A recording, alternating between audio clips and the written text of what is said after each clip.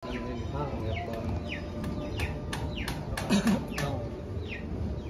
bintana. Wala may bintana na dito.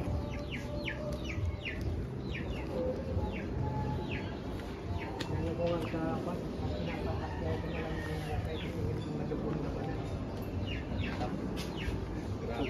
Tubig yan. Hindi mga sabi. Kaya nga, hindi kami naghahalo kahit kayo engineer, hindi kami naghahalo ng may tubig. Haluin yung graba, simento, buhangin, dry pack. Day 1 dito sa aming new project dito sa Taytay. Kasi kung haluin mo sa tubig, Papagawa kami ngayon ng first story na may provision ng second floor paupahan sa lot area na 80 square meters. So ganito muna yung day number 1 na ginawa nila Mano, mag-eskwela ng buong perimeter, tsaka gawa tayo ng barracks.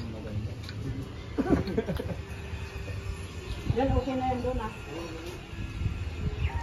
At the same time, umorder na rin kami ng mga initial na mga materyales para dun sa mga gagamitin habang naghuhukay.